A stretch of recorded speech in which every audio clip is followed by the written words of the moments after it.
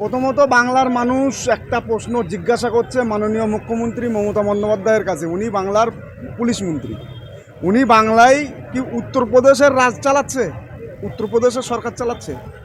বাংলায় প্রত্যেকটা বিরোধী দলের আন্দোলন করার অধিকার আছে। আজকে যে আন্দোলনটা ছিল ধর্ণামঞ্চ ছিল, 20টার ওপরে বিভিন্ন সংগঠনের ধর্ণামঞ্চ ছিল, ওয়াকাফ সহ এসআইআর সহ বিভিন্ন দাবি নিয়ে ধর্ণামঞ্চ ছিল। সেখানে বাংলার একমাত্র মুখ্যমন্ত্রীর প্রশাসন সিভিল ড্রেসে, আমাদের সন্দেহ হচ্ছে যে এগুলো প্রশাসন দিয়ে আমাদের ছেলেদের ওপরকে লাঠিচার্জ করিয়েছে, নাকি সত্যি সত্যি প্রশাসন এসে লাঠিচার্জ করিয়েছে, সাধারণ মানুষ দিয়ে লাঠিচার্জ করিয়েছে। সিভিল ড্রেসে নওশাদ সিদ্দিকীর উপর আক্রমণ করা হয়েছে এবং নওশাদ সিদ্দিকী ভাইজানকে গ্রেপ্তার করা হয়েছে। এর আমরা তীব্র ধিক্কার জানাচ্ছি, নিন্দা জানাচ্ছি। অবিলম্বে নওশাদ সিদ্দিকী ভাইজান সহ যাদেরকে এই আন্দোলনের যেসব নেতৃত্বদেরকে গ্রেপ্তার করা হয়েছে সকলকে অবিলম্বে মুক্তি দিতে হবে। নইলে আগামী পুরো পশ্চিমবাংলায় আগামীকাল থেকে পুরো পশ্চিমবাংলায় আন্দোলন শুরু হবে। আমরাও দেখতে চাই মাননীয় মুখ্যমন্ত্রীর কত পুলিশ আছে, কত প্রশাসন আছে, কত জায়গায় আমাদের মানুষের অ্যারেস্ট করে। বাংলার মানুষ এক হয়েছে, বাংলার মানুষ এক হয়ে মুখ্যমন্ত্রীর বিরুদ্ধে আন্দোলন করছে, আন্দোলন করবে। বিরোধীরা ওয়াকাফ আন্দোলন করছে, তাদের ক্ষেত্রে পুলিশ প্রশাসন বাধা দিচ্ছে না। এবং আজকে তো বিভিন্ন সংগঠনের মানুষ একটা জিনিস বুঝতে পারছি না যে ওয়াকাফ আন্দোলনটা এটা প্রত্যেকটা সম্প্রদায়ের নৈতিক আন্দোলন, বিশেষ করে মুসলিম সম্প্রদায়ের নৈতিক আন্দোলন। পশ্চিমবাংলা ছাড়াও বিভিন্ন রাজ্যে এই আন্দোলন হচ্ছে, কিন্তু পশ্চিমবাংলায় যেভাবে বিজেপি অন্যান্য রাজ্যে বিজেপি শাসিত রাজ্যগুলো যেভাবে আটকানো হচ্ছে, ঠিক সেই কায়দায় সেইভাবে পশ্চিমবাংলায় আমাদের আন্দোলনকে আটকানো হচ্ছে কেন? এখানে তো নওশাদ সিদ্দিকী উনি কোনো রাজনৈতিক ব্যানার নিয়ে আসেনি, উনি ইনভাইটেড গেস্ট হিসেবে এসেছিলেন। এখানে 20টা সংগঠন মিলে আন্দোলন ছিল।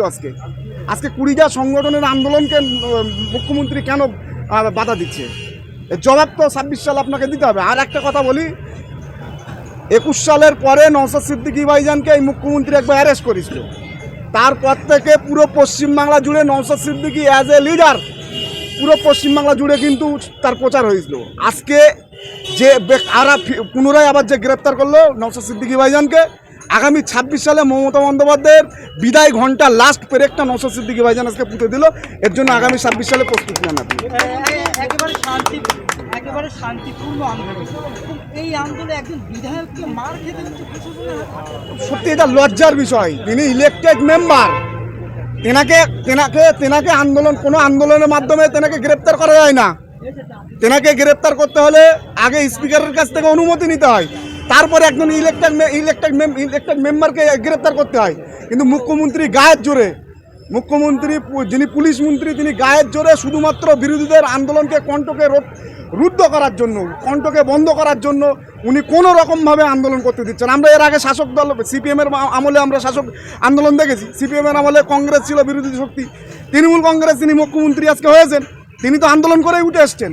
তিনি সিঙ্গুর নন্দীগ্রাম বিভিন্ন জায়গায় আন্দোলন করে উঠে এসছেন। আজকে যদি তৃণমূলকে সে সময় সিপিএম সরকার যদি আন্দোলন করতে না দিত, তিনি কিন্তু ক্ষমতায় আসতে পারতেন না। তাহলে আজকে বিরোধীরা আন্দোলন করছে, আপনি সেই আন্দোলনকে কেন আটকাচ্ছেন? আর আপনি ক্ষমতায় আছেন মুসলমান সম্প্রদায়ের ভোটে। আমরা আবারও বলছি, আপনার যে চেয়ারটায় বসে আছেন সেই চেয়ারটায় 90% ভোট দিয়েছে মুসলমান সম্প্রদায়। আজকে মুসলমান সংখ্যালঘু সম্প্রদায়ের পক্ষ থেকে আন্দোলন ছিল, সেখানে নওশাদ সিদ্দিকী তার ব্যানার ছাড়া এখানে এসেছিল। আজকে সেই ওয়াকাফ আন্দোলনকে আপনি পশ্চিমবাংলায় করতে দিচ্ছেন না। পুনরায় আপনি বলছেন যে ওয়াকাফ আন্দোলন করতে গেলে আপনাকে দিল্লি যেতে হবে। আমরা 26 সালে বুঝিয়ে দেবো, আপনার ভোট নিতে হলেও দিল্লি যেতে হবে। পশ্চিমবাংলার মানুষ আপনাকে আর ভোট দেবে না। আপনারা তো দিল্লি কি আন্দোলন করতে পারতেন, কেন? মমতা বন্দ্যোপাধ্যায়ের বক্তব্য স্পষ্ট, তাহলে কেন আজকে? কেন মমতা বন্দ্যোপাধ্যায়ের বাপের রাজ্য নাকি? পশ্চিমবাংলার জন্ম আমার, পশ্চিমবাংলায় ভোট দিয়েছি আমি, পশ্চিমবাংলায় বড় হয়েছি আমি, পশ্চিমবাংলায় কর্মসংস্থান আমার, আমি ভোট দিয়েছি পশ্চিমবাংলায় আন্দোলন দিল্লি করব? তাহলে কয়েকদিন আগে মুখ্যমন্ত্রীরা তৃণমূল কংগ্রেসের পক্ষ থেকে পশ্চিমবাংলায় দিল্লির বিরুদ্ধে আন্দোলন করলে কেন? মুখ্যমন্ত্রী তো 100 দিনই কাজের বিরুদ্ধে আন্দোলন প্রত্যেকটা বুথে বুথে করেছে। মুখ্যমন্ত্রী উচিত ছিল তো দিল্লি গিয়ে করা, কেন মুখ্যমন্ত্রী আন্দোলনটা পশ্চিমবাংলায় করলো? আমরা ভিতরে যোগাযোগ করার চেষ্টা করছি। নওশাদ ভাই, আমরা একটা নিউজ পেলাম নওশাদ সিদ্দিকী ভাইজান অসুস্থ আছেন। আমরা অবিলম্বে প্রশাসনকে বলবো তাকে চিকিৎসা করার জন্য। যদি নওশাদ সিদ্দিকী ভাইজানের যদি কিছু হয়ে যায়, বাংলা কিন্তু শান্ত থাকবে না। যদি নওশাদ সিদ্দিকী ভাইজানের এই অসুস্থতার কারণে যদি কিছু হয়, বাংলা কিন্তু অশান্ত হবে, শান্ত বাংলা কিন্তু অশান্ত হবে। সুতরাং নওশাদ সিদ্দিকী ভাইজানকে অবিলম্বে চিকিৎসা করে সুস্থভাবে ছেড়ে দেওয়া হোক। আমরা আবার আন্দোলন সুস্থ পথে যেভাবে আজকে করছিলাম, আগামী দিনে আমরা আবার তার রূপরেখা তৈরি করব। নওশাদকে কি আজকে ছাড়ার সম্ভাবনা রয়েছে?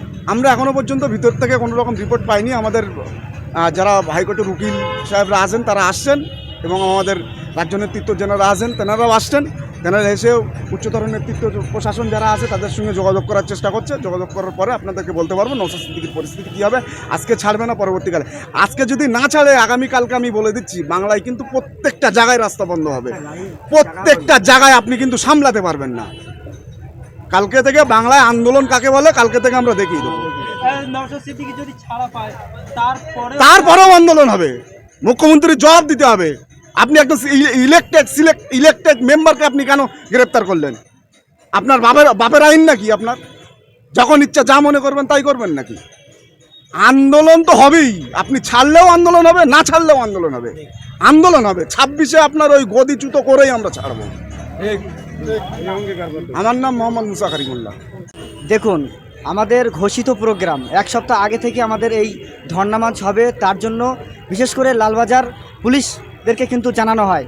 তারপর আজকে আমরা প্রথম ধর্ণা মঞ্চের দিকে আমরা যখন এগিয়ে যাই, তা আমাদের বিশেষ করে আমাদের নেতৃত্ব থেকে শুরু করে একাধিক নেতৃত্ব অ্যারেস্ট করা হয়। তারপরে আমাদের বিধায়ক নওশাদ সিদ্দিকী ভাইজানকে পুলিশ যেভাবে মানে মারধর থেকে শুরু করে বিশেষ করে সিভিল ড্রেসে এসে ভাইজানের উপরে আক্রমণ করেছে, তারপরে ওনাদের ওখান থেকে অ্যারেস্ট করেছে।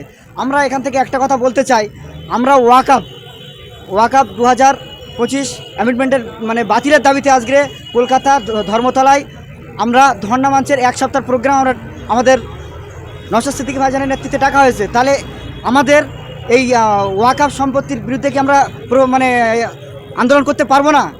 আজকে আমাদের কেন্দ্রীয় সরকারের বিরুদ্ধে আমাদের যে আন্দোলন, সেই আন্দোলন করতে গিয়ে কলকাতায় বিশেষ করে পশ্চিমবঙ্গে এই রাজ্য সরকারের কেন এত বাধা? এই রাজ্য সরকার বারবার কেন বিরোধীদেরকে কণ্ঠ রোধ করার চেষ্টা করছে?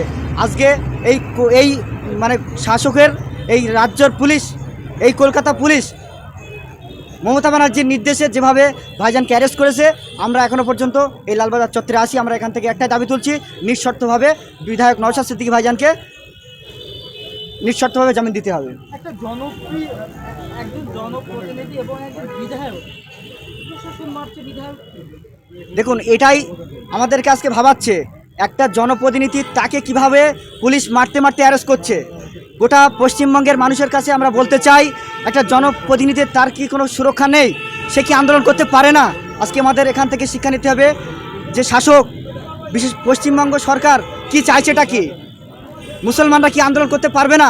টুপি মাথায় দিয়ে কি আন্দোলন করতে পারবে না? দাড়ি রেখে কি আন্দোলন করতে পারবে না? আজকে এখান থেকে তো আমরা এটাই বুঝতে পারছি, মুসলমানদের আন্দোলন করার সুযোগ নেই। এর আগে ব্রিগেড সমাবেশের ডাক দেওয়া হয়, সেখানে সেই ব্রিগেড সমাবেশকে বাতিল করা হয়েছে। কেন? এখানে কি মুসলমান রাখতে চাইছে না? সেই উত্তরপ্রদেশের মতো কাজ এই মমতা ব্যানার্জির দল বা শাসক দল করে বেড়াচ্ছে।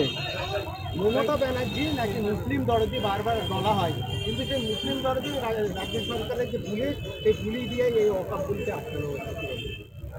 এখানেই আমাদের প্রশ্ন, বারবার যখনই আমরা এই ওয়াকআপ বিলের বাতিলের দাবিতে আন্দোলনরত হচ্ছি, তখনই এই মমতা ব্যানার্জি নিজে একথা বলছে, যদি কলকাতায় বা এই পশ্চিমবঙ্গে আন্দোলন করতে থাকো, আমার থেকে খারাপ কেউ হবে না।